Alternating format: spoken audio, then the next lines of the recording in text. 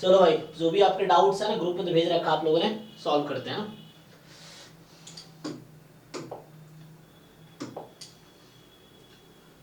ठीक है।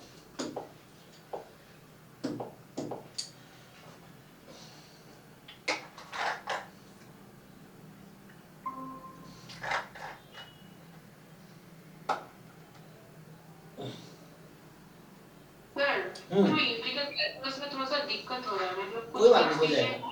ताकि वो पोर्शन कवर कर सके, सॉल्व भी नहीं कर पा रही हूँ। हाँ कोई नहीं, सीखिए, उसको सीखना है। अब देखिए क्या दिक्कत है, एक्चुअली आपको ये देखना है कि दिक्कत क्या है, उसको दूर करना है।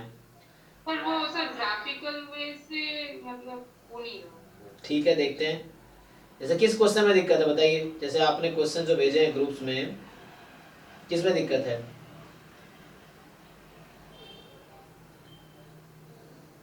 सर सर मैं भेजती हूँ सर वो क्वेश्चन। ओके चलो, ग्रुप में भी जो 4-5 क्वेश्चन आया हुआ है, देखो कि क्या है।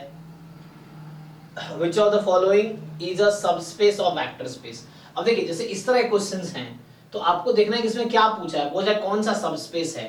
तो सबसे पहले आप खुद से पूछो इस तरह हाँ क्वेश्चन। वो सर हो गया सर, यहाँ पर सर क्वेश्चन ऑप्शन ए और ऑप्शन बी सर ठीक है, लेकिन वो ऑप्शन ए में थोड़ा सा दिक्कत है। क्या? उस ऑप्शन ए में दिक्कत है कि वो sir which one of following is not a vector space. तो यहाँ पर सर एक मतलब ऑप्शन सी में सिर्फ ऑप्शन सी हो रहा है, लेकिन ऑप्शन ए में मतलब वो सर जीरो जीरो पुट करने से वो जीरो हो रहा है, ठीक है, लेकिन उसका जो सम ले रही हूँ फिर उस वो पोर्शन में थोड़ा सा दिक्कत है, मतलब सम और मल्टीप्लिकेशन। अब मुझे पहले ये बताओ कि वेक्टर स्पेस का क्या चेक करते हैं, वेक्टर स्पेस चेक करने के लिए क्या क्या वो क्या क्या कंडीशंस हैं कि वेक्टर स्पेस होने के मतलब लिए? सम सम कर पहले सम आप देख लो, देखो। जीरो उसमें बिलोंग करना चाहिए, जीरो वेक्टर उसमें होने चाहिए। हाँ फिर सम और सम और मल्टीप्लिकेशन। वेक्टर स्पेस या है ना सब स्पेस, वेक्टर सब स्पेस चेक करना है। हाँ देखिए सबस्पेस में जीरो बिलोंग करता है। मतलब स्पेस में भी होगा ऑब्वियसली, कोई सब स्पेस वेक्टर स्पेस ही है। तो जब भी सब स्पेस चेक करना हो, अगर v1 v2 है उस v में तो सम होना चाहिए। और तीसरा, अगर कोई c कांस्टेंट है, फील्ड में है, रियल नंबर है, v है तो c टाइम v इसमें होना चाहिए। अब बस अब ये आपको हर ऑप्शन में चेक करना है। तो मैं कौन सा ऑप्शन चेक करूं आपके और हिसाब से? ऑप्शन ए सिर्फ आप देख के बोलिए, ऑप्शन ए सर थोड़ा सा दिक्कत नहीं है। ऑप्शन ए में हाँ ये बोल रहा है कि x प्लस 2y, तो आपके पास ये जो v है ये मैं ऐसे कॉलम में लिख देता हूं, तो ये है x y z such that कि x प्लस 2y 0 है और 2x प्लस 3z 0 है। तो एक काम करो, यहां से y निकाल लो, y कितना होगा माइनस एक्स अपॉन टू, और यहां से z निकाल लो। अब z क्या होगा माइनस 2x अपॉन 3। ओके, तो बस ये चेक करना है वेक्टर स्पेस है कि नहीं। तो अगर मैं ये बोलूं जीरो जीरो सेटिस्फाई कर रहा है, तीनों जीरो रखेंगे ओके है। अगर दो वेक्टर स्पेस लेता हूं मैं, x मान लो है ना, ये v मेरा इस तरह से है, x1 y1 z1 x2 y2 z2, तो x1 प्लस 2 y1 0 है, 2x1 प्लस 3 z1 0 है, 2 में भी 0 ऐड कर देंगे तो सम भी इसमें होगा। अब स्केलर मल्टीप्लिकेशन है तो सी वेक्टर स्पेस तो है, तो क्या प्रॉब्लम है? सर मतलब ये वेक्टर स्पेस कैसे आप बोल रहे हैं sir, y equal to z, मतलब इसका डायमेंशन निकल रहा है इसीलिए आप बोल रहे हैं। नहीं नहीं, डायमेंशन में निकाले नहीं रहा, मैं तो बस वो चेक कर रहा था। अरे डायमेंशन तो ऐसे है, हम डायमेंशन में ये तीन कंडीशन चेक किया, ये थ्री कंडीशन चेक कीजिए ना। ठीक सर, मतलब उसका सम और मल्टीप्लिकेशन, अच्छा अच्छा ठीक है सर। तो सर फिर ऑप्शन सी भी तो सही हो रहा है ना। अगर मैं c नेगेटिव ले लूं, c यहाँ कोई भी रियल नंबर है, c को अगर मैं -1 ले लूं और x मेरा वेक्टर स्पेस का मेंबर है, x more than equal to 0 है, तो क्या cx more than equal to 0 होगा?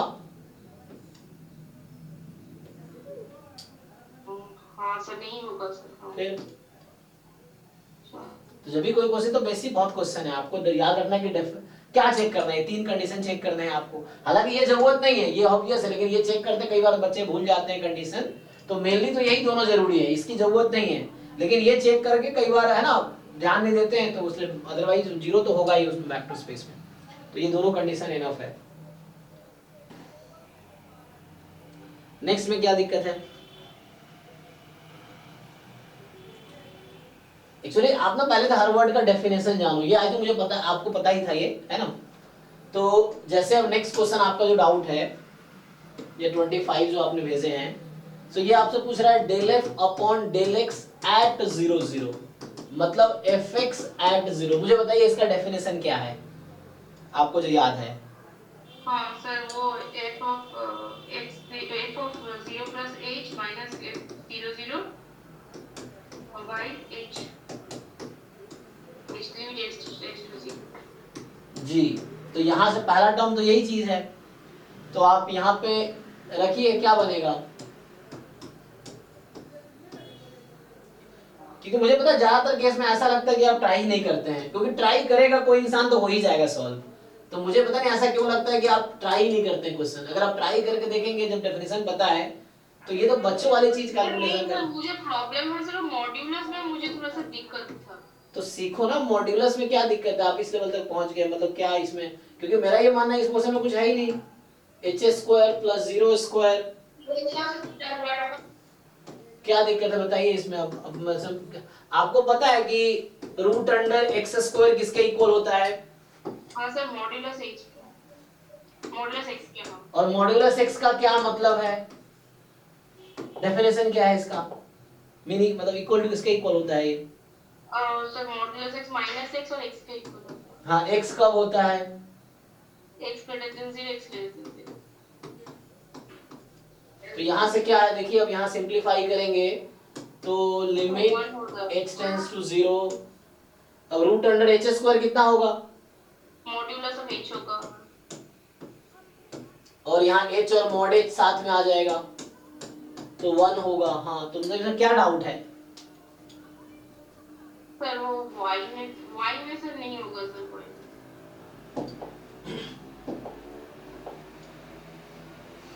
ओके, y में प्लस माइनस कुछ आने वाला है। तो हमें अब चाहिए del f upon del y 0 0, f y at 0 0। तो लिमिट, हाँ बताइए इसका डेफिनेशन बताइए एफ वाई 0 0 का। f of 0, 0 plus k minus f 0 0 by k।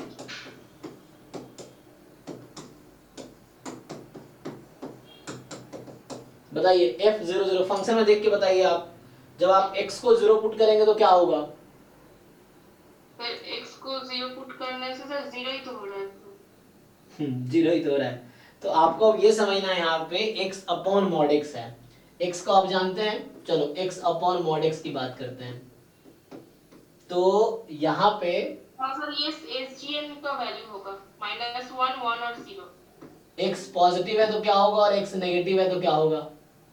-1 और वो ग्रेटर देन 0 1 होगा, और लेस देन 0 -1 होगा, और 0 होगा x इक्वल टू 0। तो आपसे ये पूछ रहा है कि x upon mod x root this, जब x नॉन जीरो है। अब आप ध्यान से देखो, उसके नीचे क्या लिखा हुआ है, जब x एग्जैक्टली इक्वल टू 0 है तो क्या हो रहा है, function x upon mod x कब है, जब x नॉन जीरो है। जब x एग्जैक्टली 0 है तो फंक्शन की वैल्यू कितनी है?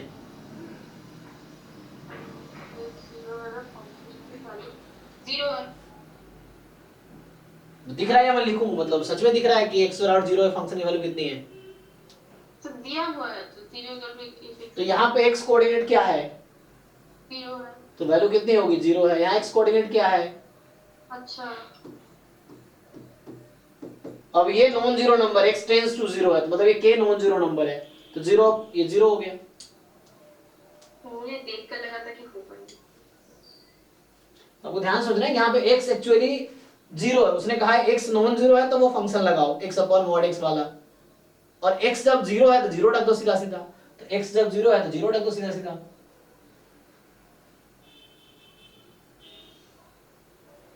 चलिए नेक्स्ट क्वेश्चन देखिए।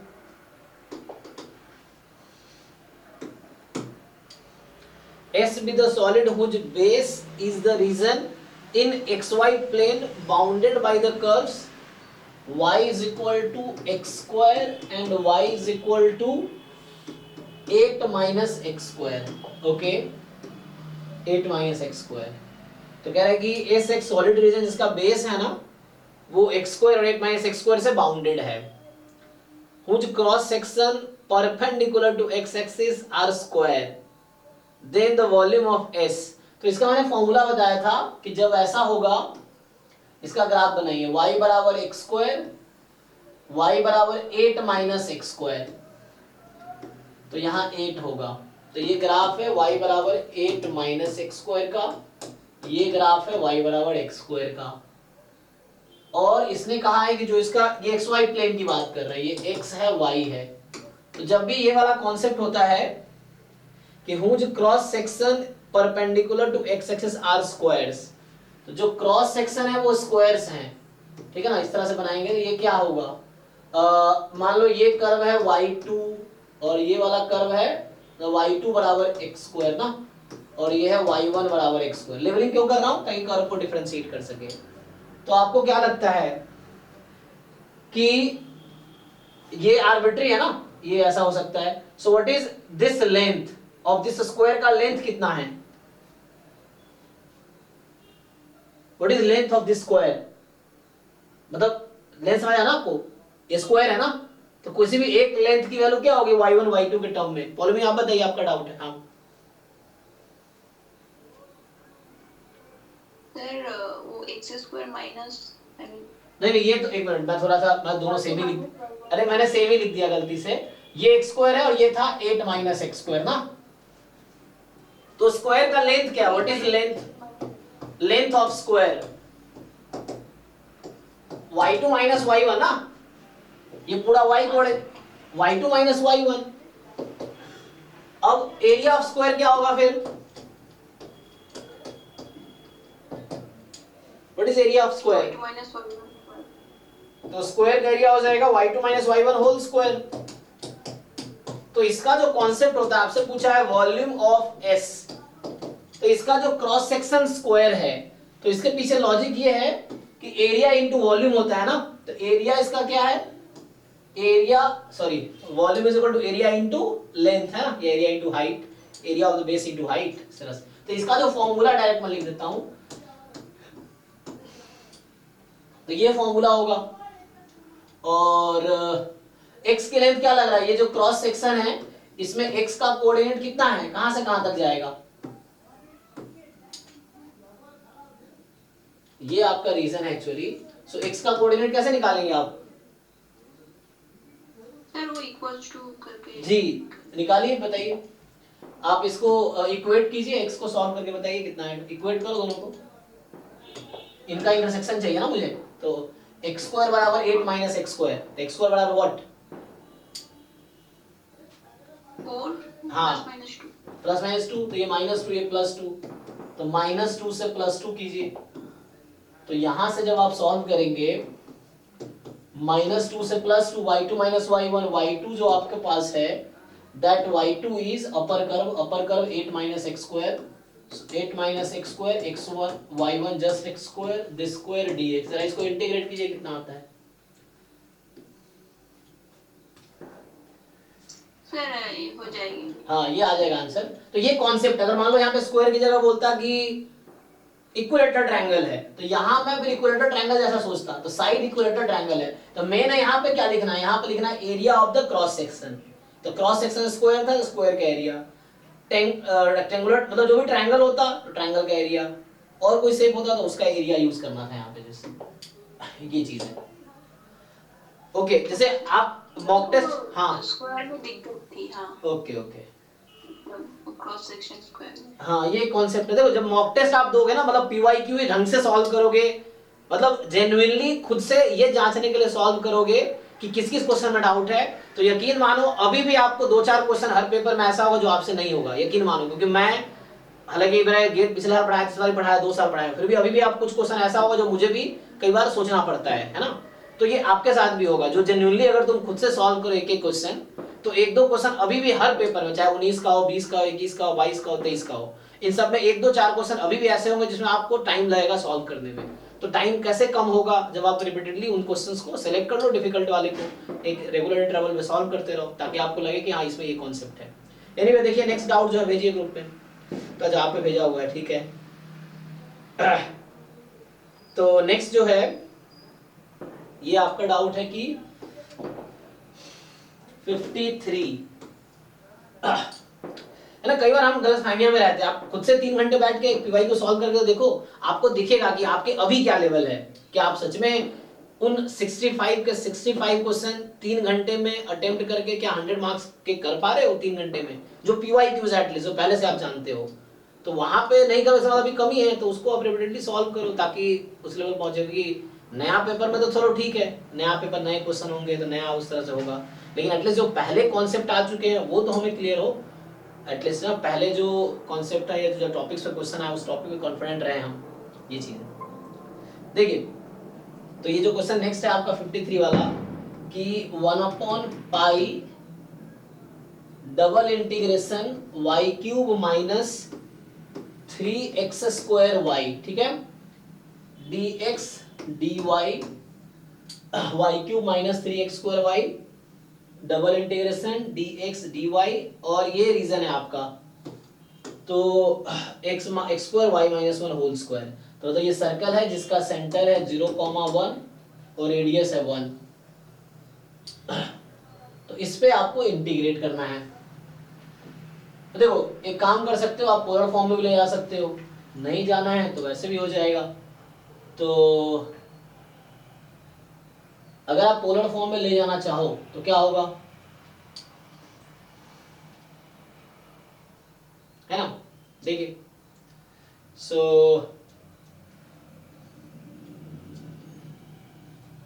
कैसे करें, तो हम लोग ये इक्वेशन से या तो x निकाल ले, वैसे कर लें, x का इंटीग्रल लेकिन लंबा हो जाएगा नहीं, और y का फिर वो करें, या पोलर फॉर्म में कन्वर्ट कर ले। तो उसके लिए क्या करना पड़ेगा हमें कि x square plus y square को r रखना पड़ेगा। तो यहाँ से जो आपके पास आएंगे इक्वेशन, क्या है आपके पास, x स्क्वायर, मैं खोल देता हूँ इसको, y square minus 2y plus 1 less than equal to 1, यही बनेगा। तो x square plus y square less than equal to 2y, r square less than equal to 2r, हम पोलर में क्या लेते हैं, x को r cos थीटा, y को r sin थीटा, तो r sin थीटा, तो यहाँ से r आ जाएगा 2 sin थीटा, ठीक, तो यहाँ से r आ जाएगा आपका 2 sin थीटा। तो 2 sin थीटा आ गया, तो ये r की वैल्यू 0 से 2 sin थीटा। थीटा क्या है, सो थीटा यहाँ से स्टार्ट हो रहा है 0 डिग्री से और कहाँ तक जा रहा है, पाई तक। तो थीटा आपका 0 से पाई है। चलिए इसको कन्वर्ट करते हैं 1/पाई। अब क्या लिखेंगे, y को r sin थीटा, x को r cos थीटा, तो ये आ जाएगा r cube cos y sin होता है ना, r क्यूब sin थीटा, यहाँ से फिर आ जाएगा 3r क्यूब, सो है ना 3r क्यूब, और ये आ जाएगा sine theta into cos square theta, sine theta cos square theta, x की वजह से कॉस, y की वजह से sine, dr d theta, r की वैल्यू है 0 से 2 साइन थीटा, ठीक है। यहाँ से होगा क्या, साइन 0 0 साइन पाई, और ये वैल्यू 0 से पाई। अब चेक कीजिए, इसमें अगर मैं पाई/2 रखूँ, साइन/2, तो ये लेंथ 2 होगा, हाँ यहाँ 0 है ना, जिस एंगल पे आप चेक करेंगे रेडियस उसके हिसाब से चेंज हो रहा है, तो 0 और पाई पे रेडियस 0 हो गया। क्या इंटीग्रेट कर पाएंगे, यहाँ पे क्या करना है, आर क्यूब कॉमन लीजिए, फिर आर क्यूब का कर लेंगे, बाद में थीटा प्लस हो जाएगा, ये है। तो यहां से लिमिट आई एक्चुअली। और ये सब कॉन्सेप्ट बहुत, अगर आप जैम गेट का पीवाईक्यू अगर रिपीटेडली कर लेंगे ना, तो ये सब कॉन्सेप्ट बहुत अच्छा हो जाएगा, क्योंकि इतने सारे क्वेश्चन है प्रैक्टिस को, जैम और गेट का ही मिला के 1000 से ज्यादा क्वेश्चन हो जाते हैं जो पीवाईक्यूज है ना, ये चीज है। चलो नेक्स्ट, तो नेक्स्ट जो डाउट है कि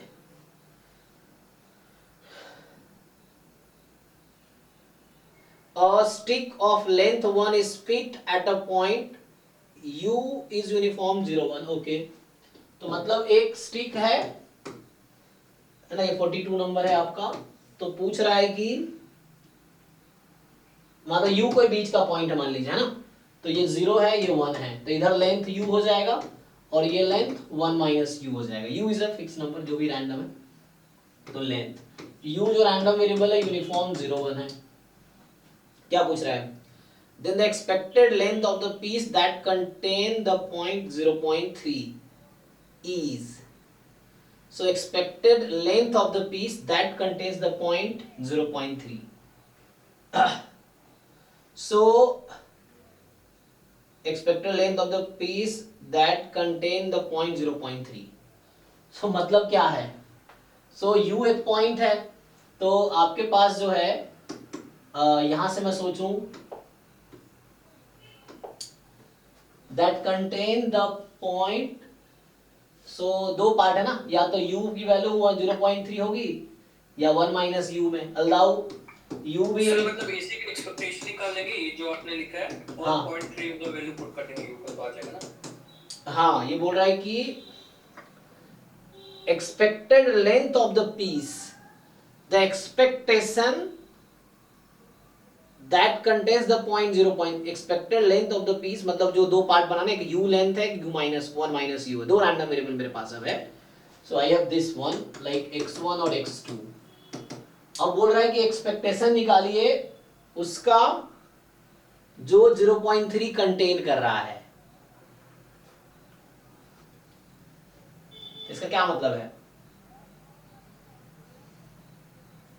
0.3 ये कब कंटेन करेगा u?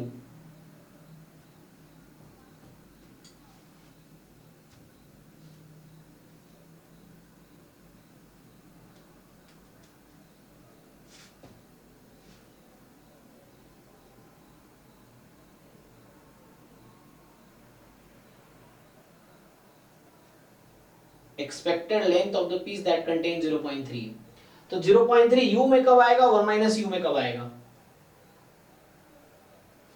तो हाफ से कम, हाफ से ज्यादा, या तो आंसर 0.7 होगा।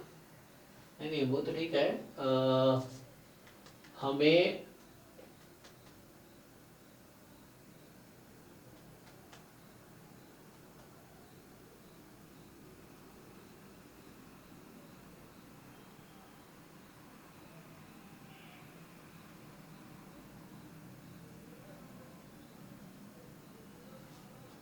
ठीक है, क्या कर सकते हैं हम लोग? तो हम लोग यहां से कर सकते हैं,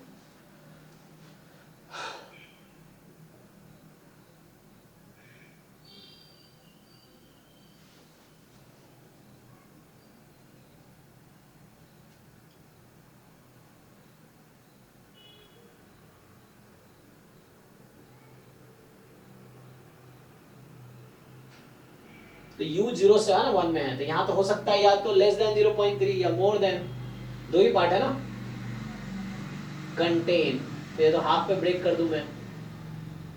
जैसे देखिए, तो यहाँ से क्या करते हैं, मिनिमम ऑफ u और 1 बाई माइनस u लिखेंगे तो क्या होगा? तो u होगी अगर u की value less than equal to half है, और ये 1 माइनस u होगी अगर u की value more than equal to half है। ठीक, देखिए तो यहां से क्या है, तो ये हमेशा 0.3 कंटेन करेगी, यस और नो?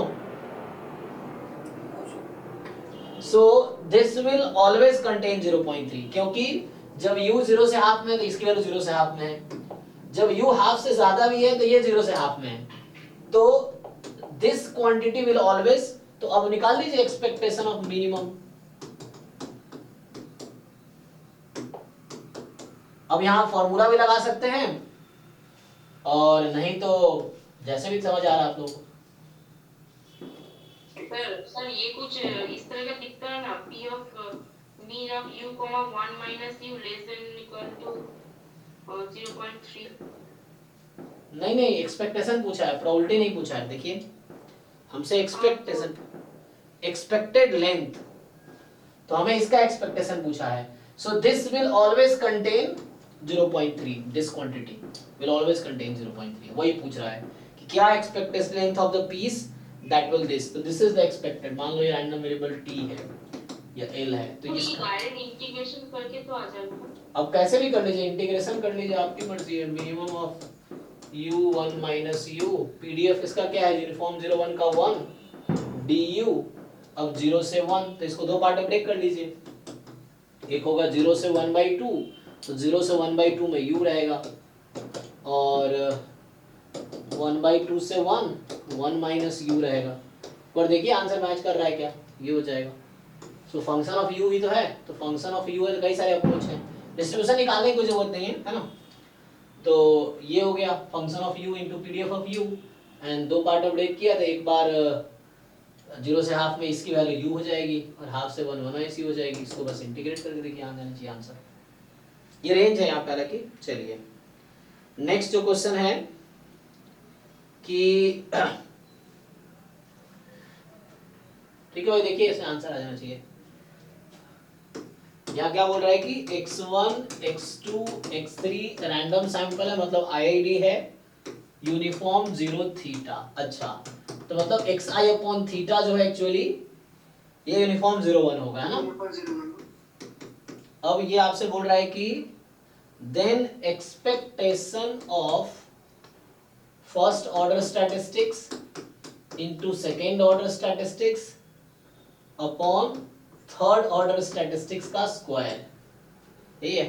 ओके, तो देखिए यहां से क्या होता है, अगर यूनिफॉर्म 0 थीटा है तो x1 upon x3 is independent of x3, ठीक है। x2 upon x3 is independent of x3, ठीक है। ये कन्विंस है आप बसूस थ्योरम, है ना, बसूस थ्योरम से। तो हाँ, तो यहां से ये हमारे पास है। अब आप यहां समझिए हमें क्या करना है। तो इसको मैं लिखना चाहूं तो अल्लाह हम ये जानते हैं कि एक्सपेक्टेशन ऑफ, स्क्वायर करके ना यहाँ प्रॉब्लम क्रिएट किया, तो x1 अपॉन x3 हम यहाँ तो लिख देंगे, और x2 अपॉन x3, लेकिन ये इंडिपेंडेंट दोनों एनसिलरी है, इंडिपेंडेंट नहीं बता सकते। हाँ यस यस, इन दोनों का नहीं बता सकते। तो इसके लिए दूसरा अप्रोच लगाना चाहेंगे हम लोग। तो इसमें क्या करेंगे कि बट इसका डिस्ट्रीब्यूशन हम निकालेंगे तो क्या आएगा, एक तो यूनिफॉर्म 0 1 है, तो बीटा बीटा बीटा का रेशियो क्या होता है, ये बीटा बन जाएगा ना, और रेशियो ऑफ 2 बीटा डिस्ट्रीब्यूशन। तो दूसरा तरीका इसका ये हमारे पास है, अगर इससे नहीं काम बनता है तो प्रॉपर वे में जाएंगे हम। प्रॉपर वे में लिखेंगे तो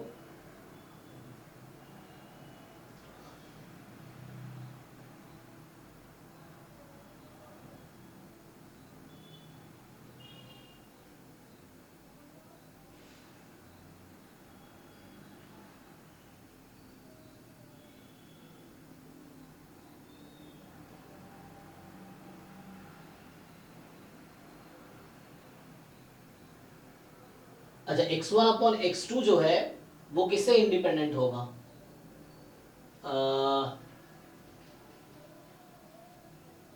ये बताइए। क्या मैं ऐसा लिख सकता हूँ x1 अपॉन फर्स्ट ये this is independent of x3, ऐसा लिख सकते हैं क्या? हाँ लिख सकते हैं, क्योंकि ये तो एंसिलरी और सफिशिएंट स्टेट है तो इंडिपेंडेंट। हाँ, तो यहाँ मैं उस तरह से कुछ हमें बनाने की कोशिश में यही कर रहा हूँ कि डायरेक्टली आ जाए, या तो ऐसा हो कि x1 बाई x2, और लेकिन यहाँ पे x2 स्क्वायर हो जाएगा फिर, तो ये प्रॉब्लम है।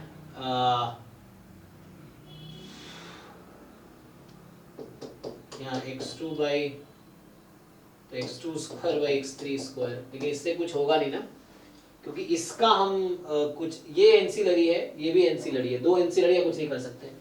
तो इसका फिर तरीका क्या है, एक तरीका ये हो सकता है कि हमें ज्वाइंट का पीडीएफ पता है ना। तो ये तो प्रॉपर वे में आप जाएंगे तो हमें ज्वाइंट का पीडीएफ पता है, fx1 fx2 fx3। मान लीजिए मैं x1 x2 x3 के टर्म में लिख दूं। तो ये मुझे पता है ना 3 फैक्टोरियल 6 टाइम जो हमारा सैंपल है उसका, तो यूनिफॉर्म 0 थीटा है, तो यूनिफॉर्म 0 थीटा का आ जाएगा 1 बाई थीटा का क्यूब, ये आएगा 0 less than x1 less than x2 less than x3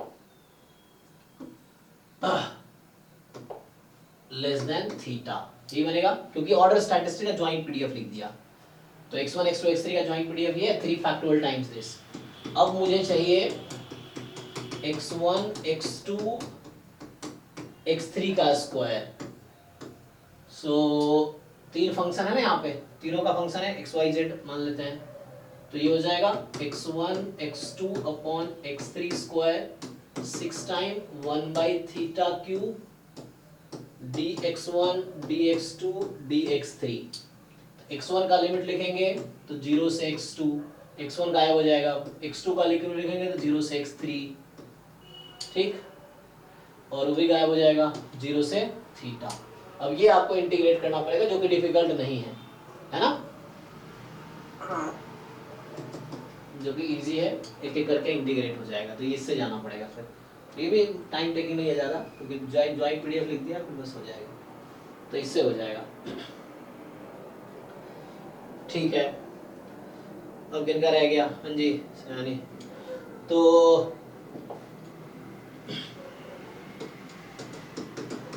ये जो आपने भेजा है कि fx है mod x स्क्वायर माइनस 25, ठीक, for all x belongs to real number, then total number of point on R at which f attains local extrema, minima या maxima।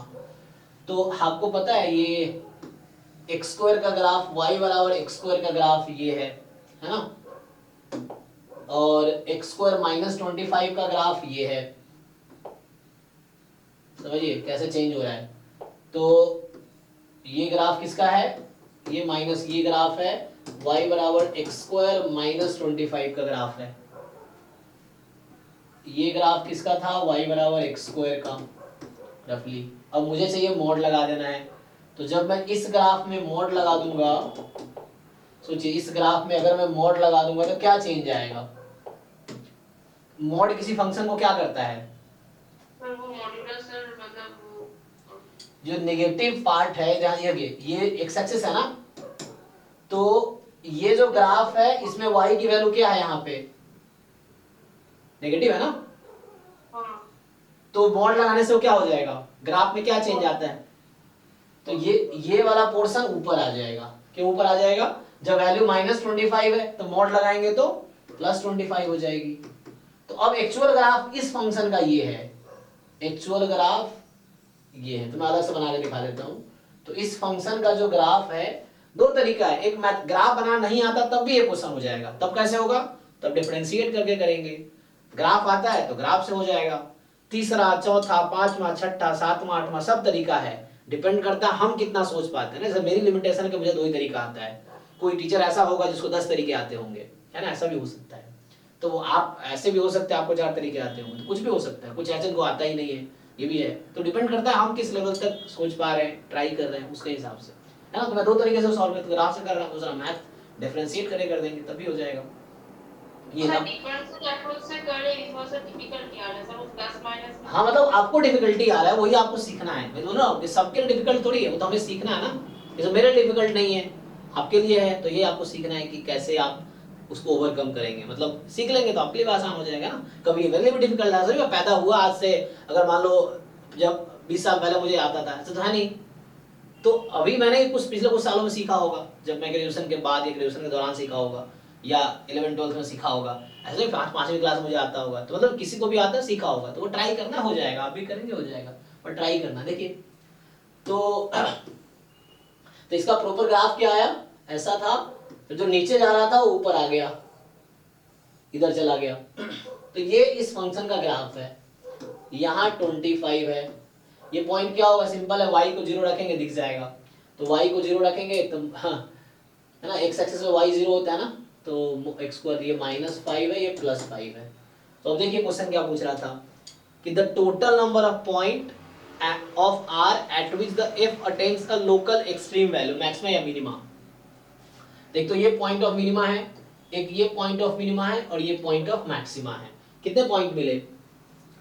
3, है ना। so, एक -5, 0 और 5, ये x की 3 वैल्यू है जो पॉइंट ऑफ एक्सट्रीमा है, तो यहाँ आंसर 3 होगा। चेक कीजिए लोकल एक्सट्रीम वैल्यू ना। मैथमेटिकली करना है, चलिए मैथमेटिकली कर लेते हैं। तो मगर ग्राफ जिनको नहीं बनाना आता तो मैथमेटिकली कर लेंगे। सो यहां से क्या होगा?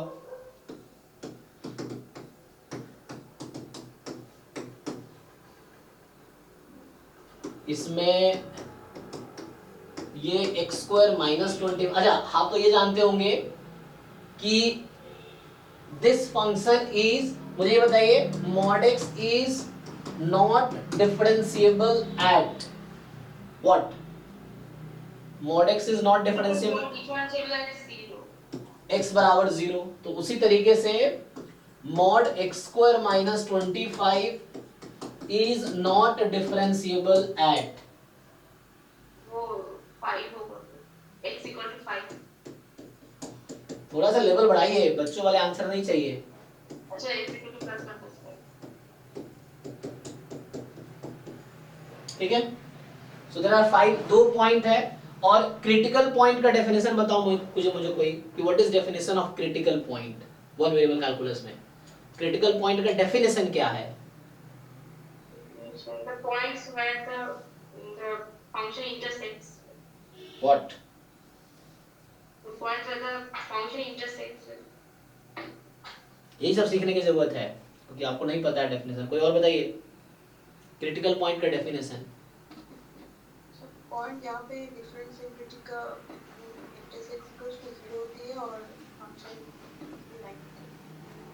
हाँ, मतलब ये है कि ऐसा पॉइंट जहां पे फंक्शन डिफरेंशिएबल ना हो वो भी क्रिटिकल पॉइंट है, as well as the point where derivative is 0। ये डेफिनेशन है फंक्शन का, क्रिटिकल पॉइंट का, कि the value of x at which function is not differentiable, this is called critical point, as well as the point where f' is 0, है ना। तो आप ज्यादातर केस में देखते होंगे कि f' को 0 कर देता है। क्यों?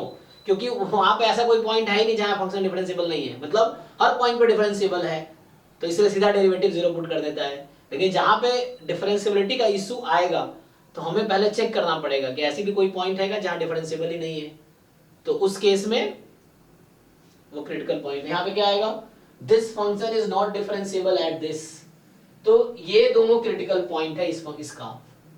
तो these are 2 पॉइंट। और मैं ये क्या लिख रहा था, तो ये तब होगा जब x² more than equal to 25 और ये माइनस ऑफ x² -25 होगा अगर x² less than 25। mod x का डेफिनेशन तो मतलब इसको ठीक से लिखूं तो आप समझिए, और इसको भी अगर थोड़ा स्टिक करेंगे तो कुछ ऐसा हो गया, x² -25 mod लगा दूंगा तो mod x यहां से आ जाएगा mod x more than equal to 5, 25 minus x² जब mod x less than 5। ठीक, अब समझिए, तो मैं यहां से निकालता हूं f'(x), जब बैटरी फोन बंद हो गया चार्ज पर लगाता हूं, तो यहां से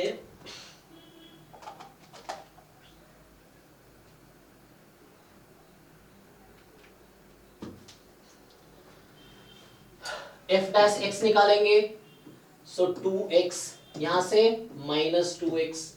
कब? अब यहाँ पे मैं पॉइंट हटा दूंगा क्योंकि mod x is equal to 5 पे x इज नॉट डिफरेंशिएबल, तो यहाँ लिखूंगा mod x मोर देन 5 और mod x less than 5। Equality वाला कॉन्सेप्ट हटा दिया क्योंकि इक्वलिटी में डिफरेंशिएबल ही नहीं है, इसलिए मैंने वो पॉइंट इंक्लूड नहीं किए। अब ये है, अब बताइए f'(x) 0 कब होगा? तो ये कब 0 होगा? जब x बराबर 0। ये कब 0 होगा? जब x बराबर 0। 0 किस में है? इसमें है या इसमें है? तो इस वाले में है, तो चलेगा। यहाँ से जो क्रिटिकल पॉइंट आएगा वो इसमें नहीं है तो उसको इग्नोर करेंगे, लेकिन यहाँ से जो आएगा वो इसमें है, यस, तो x बराबर 0 आ जाएगी। तो now we have 3 critical points, +-5, +5, -5 and 0। ठीक, ये है। अब क्या करेंगे? डबल डेरिवेटिव निकाल सकते हैं आप। So when you find double derivative so यहाँ से मैं f डबल डैश x निकाल लेता हूँ, तो यहाँ से आ जाएगा 2 और -2, तो ये आ गया कब, जब mod x मोर देन 5 है, कब जब mod x लेस देन 5 है, ठीक है। सो डबल डेरिवेटिव पॉजिटिव है उन पॉइंट पे जहां mod x मोर देन 5 है, और नेगेटिव है जब ऐसा है। अब उस पे क्या होगा, 5 - 5 पे क्या होगा, तो 5 - 5 पे चेक कर लीजिए फंक्शन में, तो रख के हम चेक कर सकते हैं ना। तो हो क्या रहा है यहाँ पे कि 0 किधर है, इसमें 0 किस में बिलोंग कर रहा है, 0 इसमें है राइट, और उस पर नेगेटिव है, तो f डबल डैश 0 नेगेटिव है, इसका क्या मतलब है जी कि 0 इज द पॉइंट ऑफ, तो 0 is the point of maxima, local maxima, तो डबल डेरिवेटिव 0 पे नेगेटिव है। चूंकि ये डिफरेंशिएबल ही था +-5 पे, तो फिर भी वो क्रिटिकल पॉइंट है ना, क्रिटिकल पॉइंट है, तो इस पे मैक्सिमा मिनिमा मिलेगा। यहाँ से देख सकते हैं आप कि fx की मिनिमम वैल्यू 0 होगी, मॉड है ना, तो 0 से कम तो हो नहीं सकती, तो यहाँ पे जो होगा fx is more than equal to f +-5 for all x belongs to R। तो ये डेफिनेशन है मिनिमा का, है ना, कि f +-5 निकालेंगे तो फंक्शन की वैल्यू 0 है, और ये फंक्शन 0 से कम वैल्यू ले नहीं सकती, तो whatever x we take fx is more than equal to f +-5, और यहां से पता चला कि +-5 is point of local minima, ठीक है। तो point of maxima, point of minima हो गया। तो ये ग्राफ कहीं नहीं बनाया मैंने, यहाँ पे बिना ग्राफ का हो गया। मतलब कॉन्सेप्ट क्लियर होने चाहिए, कॉन्सेप्ट क्लियर है तो चीजें हो जाएगा। कॉन्सेप्ट कब क्लियर होगा, जब बहुत बार हम रिवीजन करेंगे, जितनी बार रिवीजन करेंगे। वो लोग कहते हैं एक्सपीरियंस इंपॉर्टेंट है ना, आप देखते हो किसी फील्ड बोलता है एक्सपीरियंस पर्सन चाहिए, क्यों चाहिए, क्योंकि वो जो कठिनाइयां नए लोगों को आती है वो एक्सपीरियंस पर्सन ऑलरेडी फेस कर चुका है। तो जब आप बहुत रिवीजन करते हैं तो जो बिगिनर को प्रॉब्लम आती है वो आपको एग्जाम में नहीं आएगी, जो एग्जाम में बिगिनर लोग फेस करेंगे। इसलिए आप बहुत रिवीजन करके, चाहे क्वेश्चन का हो या सिलेबस का हो, जब आप बहुत बार रिवीजन करते हैं तो जो बड़ी बड़ी कॉन्सेप्ट है, छोटे छोटे कॉन्सेप्ट वो आपको क्लियर है, तो वहां आप एग्जाम में नहीं फंसेंगे। जी बताइए। Next question. हाँ तो सर मेरा बताइए। 3 वाला है। हाँ वो फोन बंद हो गया था, देखते हैं।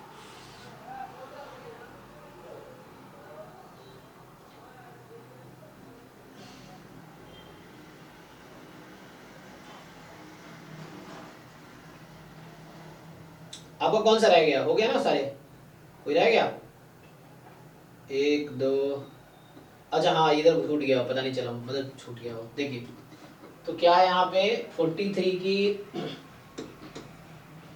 की एक फंक्शन है, area of the region D आपको दे रखा है। So D is the region जहां पे एक्स वाई ऐसे पॉइंट है जहां पे x more than equal to 0, y more than equal to 0, और x की पावर 2/3 प्लस y की power 2/3 is 1 is less than equal to 1 in fact, और x more than equal to 0, y more than equal to, इसे कहना चाह रहा है। तो इस रीजन का एरिया a है, तो पूछ रहा है कि बताओ एरिया क्या होगा।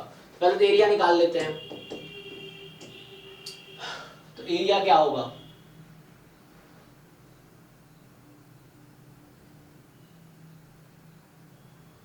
तो ये जो कोई भी रीजन होगा ये वाला,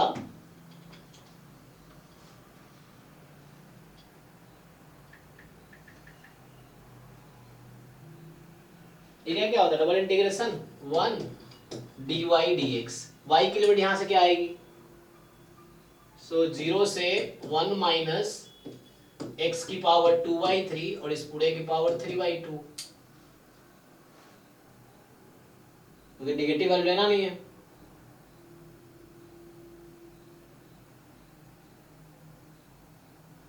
है ना, जैसे स्क्वायर राइट में जाके स्क्वायर रूट बनता है ना, तो वैसे ही ये जब पावर इधर जाएगा ये बन जाएगा, और x की वैल्यू 0 से लेके अब कहाँ तक जाएगा x, तो y जब 0 है तो x 1 है ना, y जब 1 होगा तो x छोटा ही होगा, तो y की वैल्यू 1 तक जा सकती है मैक्सिमम, मतलब x की वैल्यू 0 से 1 हो सकती है।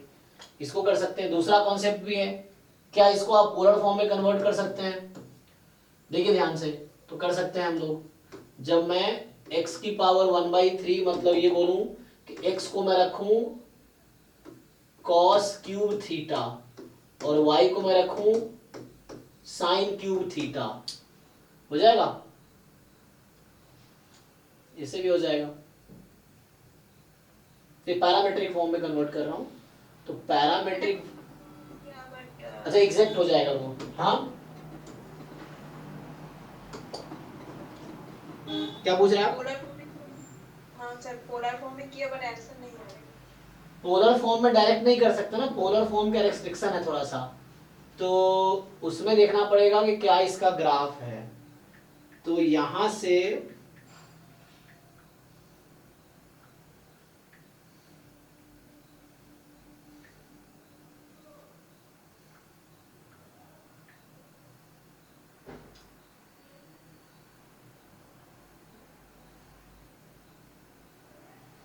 इसका क्या ग्राफ बनेगा, जिसका जो ग्राफ है एक्चुअली, क्या आपको ये पता है कि x² + y² <= 1 का ग्राफ क्या है? ये है। क्या आपको पता है mod x + mod y <= 1 का ग्राफ क्या है? ये है। तो आपको क्या चाहिए कि x की पावर 2/3 प्लस y की पावर 2/3 <= 1 का ग्राफ क्या है? सो दिस इस तरह से आएगा, ये इसका ग्राफ है।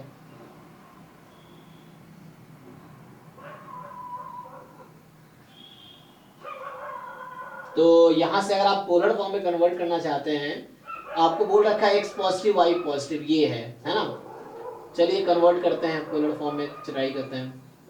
तो यहां से क्या है, तो आप जैसे कर रहे होंगे यहां से कि, लेकिन फॉर्म बनेगा नहीं ना उसमें, थीटा का फॉर्म आएगा। अगर r को, x को मान लो r cos थीटा रख दिया आपने, y को r sin थीटा रख दिया, तो r की पावर 2/3 कॉमन आ जाएगी, वो उधर चला जाएगा। फिर cos की पावर 2/3 प्लस sin की पावर 2/3 <1, तो उससे कैसे बनेगा? तो इससे कर लीजिए, आसानी से हो जाएगा। अब यहाँ से अगर सॉल्व करेंगे, क्योंकि सिर्फ फर्स्ट क्वाड्रेंट का एरिया निकालना है, तो y की वैल्यू यहाँ से यहाँ तक और x की वैल्यू 0 से 1 तक है ना। तो देखिए यहाँ से आसानी से आ जाएगा, ये आ जाएगा 1 - x की पावर 2/3 इस पूरे की पावर 3/2 dx 0 से 1, ठीक है। तो 1 - x की पावर 2/3 पूरे की पावर 3/2 dx। अब मैं इसको इंटीग्रेट कैसे करें, है ना? तो इसको t ले लीजिए तत्काल, यू टेक। अब यहाँ थोड़ा सा इंटीग्रेशन का, नहीं तो वही मैं जो कह रहा था कि आप क्या कीजिए, x को ले लीजिए साइन क्यूब थीटा, या कॉस क्यूब थीटा लेना, कॉस क्यूब ले लीजिए, कॉस क्यूब थीटा, ये लीजिए आप x को, ठीक है। तो यहां से क्या बनेगा, देखिए जब यहां से रखेंगे आप, तो dx बराबर 3 cos² थीटा, cos का derivative sin theta d theta, है ना? तो cos का माइनस sin थीटा, तो ये आ जाएगा। तो यहाँ से सिंप्लीफाई कीजिए, अब इसको थोड़ा बस इंटीग्रेशन करना है इसमें। तो यहाँ से आ जाएगा 1 - x को आप रखेंगे cos क्यूब, तो cos क्यूब कट गया, cos square, 1 - sin square, sin square की पावर 3/2। देखिए ये sin क्यूब आ जाएगा फाइनली, और dx की वैल्यू वहां से निकालेंगे आप, तो आपका आ रहा है -3 cos² theta sin theta d theta. अब थीटा का देख लीजिए, जब x 0 है तो cos क्यूब x 0 है, तो cos 0 कब होता है, 90 पे। अच्छा वैसे 90 से 0 हो गया, तो 0 से 90 वैसे कहाँ दिख रहा है आपको, तो देखिए अब हो जाएगा। यहाँ से अब क्या करना, तो आसान हो गया। तो देखिए माइनस क्या करेगा, ये जो माइनस आपको दिख रहा है, this minus will make it, change कर देगा इसको, तो ये माइनस साइन चेंज कर देगा। तो यहाँ से आ जाएगा 0 से π/2, ठीक, और यहाँ से 3 टाइम साइन की पावर 4 थीटा cos² थीटा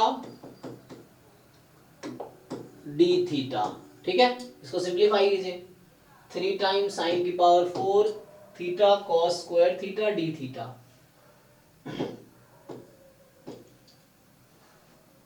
कर पाएंगे इसको इंटीग्रेट? डायरेक्ट फॉर्मूला भी होता है इसका, गामा में ले आ सकते हैं आप, गामा का फॉर्मूला होता है ना बीटा, बीटा फंक्शन का, तो उससे भी कर सकते हैं, इजीली हो जाएगा, करिए अब सॉल्व हो जाएगा। तो ये एरिया निकल रहा है, यहाँ से एरिया आ जाएगा। अब एरिया बीटा का फॉर्म लगा के एरिया कर लीजिए उससे।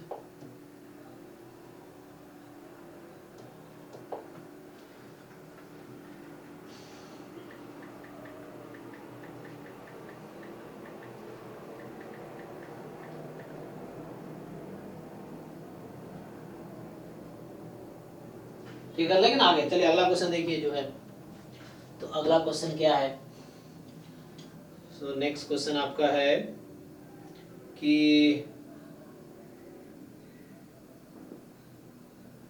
इनका रह गया,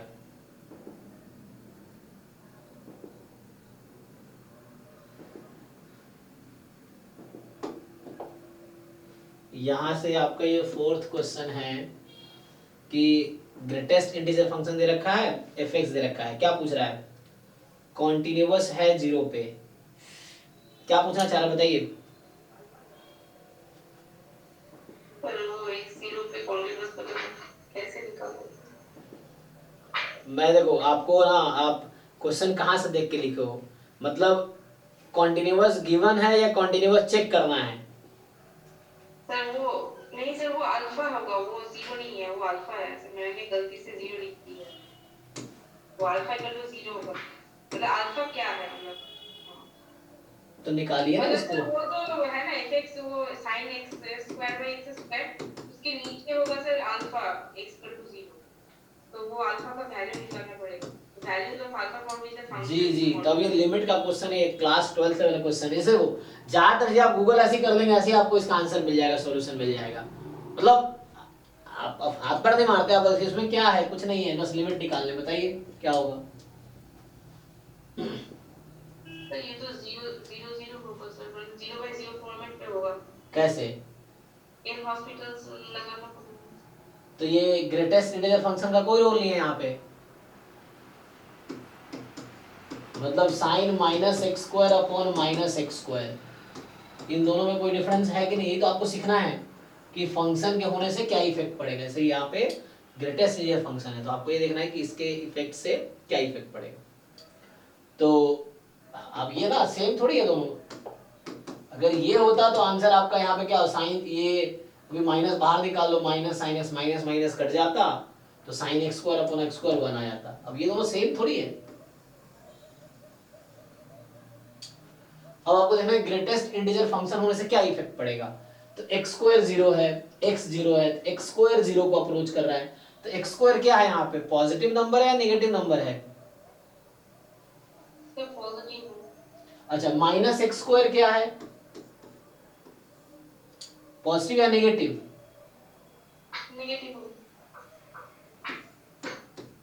0 1 माइनस 1, देखिए प्लस एक्स स्क्वायर इस साइड में है, माइनस एक्स स्क्वायर इस साइड में है। अब मुझे बताइए minus of x square will approach to what? Greatest integer function of this minus x square क्या आएगा? Greatest integer function of this minus x square,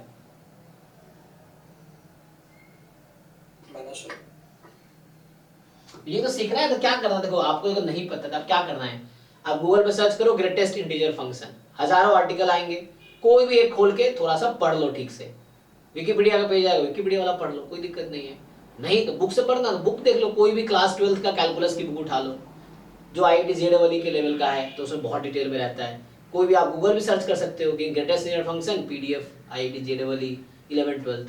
तो ये सब तो बेसिक चीज है ना, ये सब आपको पता होना चाहिए कि जैसे ये वैल्यू 0 से कम है तो -1 आ जाएगी। अब ये सब आप मुझसे नहीं एक्सपेक्ट कर सकते ना कि मैं ये आपको सिखाऊंगा, क्योंकि ये क्लास 10th 11th 12th की चीजें हैं। मैं सिखा सकता हूँ, लेकिन उसके लिए बिगिनिंग में आप आएंगे तब ना, अभी तो एग्जाम टाइम है, एंड टाइम है, तो एंड टाइम में ये थोड़ी बताएंगे। तो ये सब आपको पता होना चाहिए था अभी तक। अब बताइए क्या होगा, ये क्वांटिटी विल कन्वर्ज टू -1, तो मतलब अगर मैं बोलूं तो ये क्या बन गया, तो ये बन गया -1 अपॉन -1, ये -1 पे जा रही है, तो क्या होगा sin -1 माइनस साइन 1 अपॉन -1, तो क्या आंसर आ गया sin 1 हो गया। तो इस तरह सीखना है आपको कि इससे क्या इफेक्ट पड़ रहा है, तो हमें इसके बारे में सोचना है, जो साइन के साथ है इसके बारे में सोचना है कि ये कहाँ कन्वर्ज कर रही है। तो ये अलग चीज था, है ना, ये जस्ट ये तो 0 पे ही जा रही है, तो sin x अपॉन x 1 कब होता है, जब x 0 पे जा रही होगी। बताइए इसमें डाउट है तो बताइए। ओके है ना, अभी मतलब जो हमने किया सॉल्व, x जो एक पॉजिटिव था, x2 एक्चुअली यहाँ पे ऐसा लिख सकता हूँ मैं, ऐसा लिख सकता हूँ उसको मैं, x2 0 प्लस होगा, ये 0 माइनस होगा, 0 माइनस है तो उसका इंटर में -1 होगा, ये हो जाएगा। ठीक है, देखिए नेक्स्ट, जो नेक्स्ट है आपका कि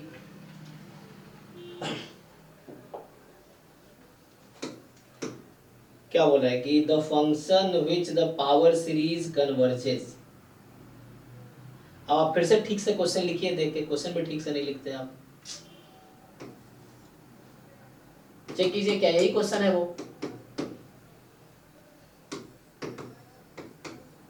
चेक कीजिए जो आपने लिखा जो मैंने लिखा सेम है कि डिफरेंट है, सेम है। ध्यान से देखो, जो आपने लिखा जो मैंने लिखा वो सेम है, हाँ सर। फिर से ध्यान से देखो,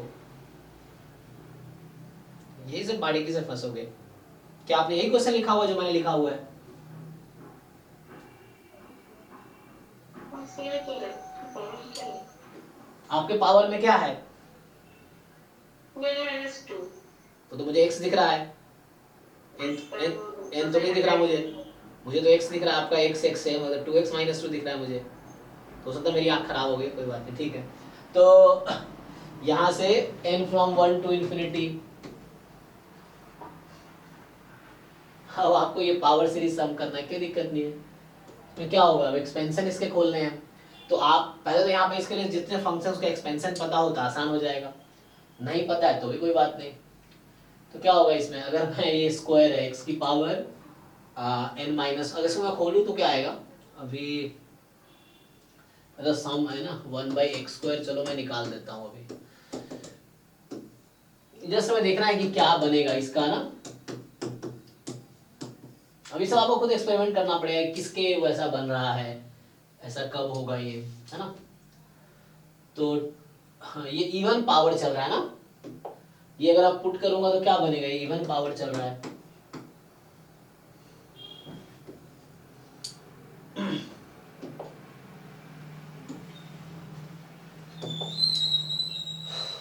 बताइए जी, हम क्या करते हैं कि ये तो मुझे सिंपली वो बन जाएगा ना, यहाँ पे n है हमारे पास, n है और x अगर मैं पुट करूं तो एक तो n के साथ में मल्टीपल, इसका क्या एक्सपेंशन होगा 1/1 माइनस x² का, बताइए जी कोई इसका।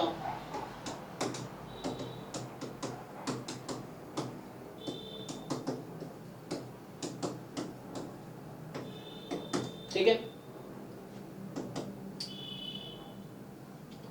तो ये होता है ना, देख लो एक बारी, ये होता है वन, मतलब उससे मैं ब्रेक कर रहा हूँ, जैसे आप जानते होंगे 1/1 माइनस x का, हाँ सर समझ गई सर। तो इसको अगर ठीक से लिखेंगे तो यहाँ 1/1 प्लस x², इसको लिखेंगे तो हो जाएगा साइन उल्टा चलता रहेगा, प्लस है ये, तब होगा 1 minus x² plus 2x4 minus 3x6 plus 4x8 and so on. तो शॉर्ट में लिखे अगर तो ये होगा -1 की पावर n लिखें, अच्छा इवन के साथ -n+1 और x की पावर 2n और साथ में n चल रहा है। ठीक है जी, देखिए तो मतलब इस तरह क्वेश्चन करने के लिए आपको बहुत सारे एक्सपेंशंस याद हो, जैसे e की पावर x का एक्सपेंशन क्या है, साइन का क्या है, 1/1 प्लस x 1/1 माइनस x, मतलब जो एक्सपेंशंस टेलर सीरीज एक्सपेंशन सबका याद होना चाहिए, तो उससे हो जाएगा। तो आप बस ढूंढ लीजिए कुछ ऐसे स्टैंडर्ड है जो आपको याद रहेगा तो इजीली, ये मुझे याद था तो मैं इस पे फिट करने की कोशिश कर रहा हूँ, ये है। ठीक है, अब हो तो गया, तो यहाँ से क्या ये किसके इक्वल आ गया, देखिए सेम बना रहा है ना, 0 n को कहाँ से स्टार्ट करूँ मैं, तो यहाँ n मेरा 0 से स्टार्ट होगा, है ना, 0 से स्टार्ट होगा, नहीं 0 से 0 हो जाएगा, तो 1 से स्टार्ट होगा, तो 1 रखेंगे तो +1 x की पावर 2, स्टार्ट तो यहाँ से हो रहा है, तो ये 1 रखने पे कितना होगा 2 होगा, तो मुझे थोड़ा साइन का वो करना पड़ेगा थोड़ा सा, नहीं ये n+1 नहीं लिख सकते। अब मैच करके देखो ना यहाँ पे कि सही लिख रहा हूँ नहीं लिख रहा हूँ। देखिए अब मैं n को 1 रखता हूँ यहाँ पे तो क्या बनेगा, ये 1 इधर बुला लेंगे कोई दिक्कत नहीं है, तो ये -1 1x की पावर 2, फिर 2 रखूंगा तो प्लस 2x की पावर 4। अब सही है, तो ये 1 अभी नहीं है, 1 एक्स्ट्रा है, तो 1 इज आउटसाइड, तो यहाँ पे 1 इज आउटसाइड, ये चीज है। और ये अगर माइनस लिखना चाहें तो अब मैं ऐसा कर सकता हूँ, तो यहाँ माइनस कर दूंगा तो यहाँ n+1 हो जाएगा, क्योंकि ये माइनस उसको एब्जॉर्ब कर लेगा। तो ये क्या बन गया अब, तो 1/x², ये जो सीरीज इक्वल आएगी 1/1 + x², तो 1/1 + x², जिसकी वैल्यू चाहिए ना, तो 1 - 1/x² ना।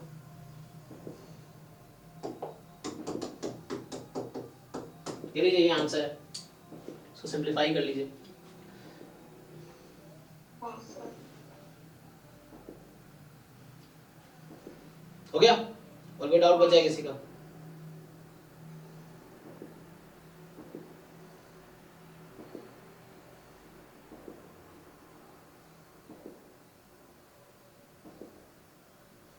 डन, तो चलो अभी स्टॉप करते हैं। थैंक यू, कल मिलते हैं फिर, कल डाउट होगा तो। थैंक यू, हाँ गुड नाइट।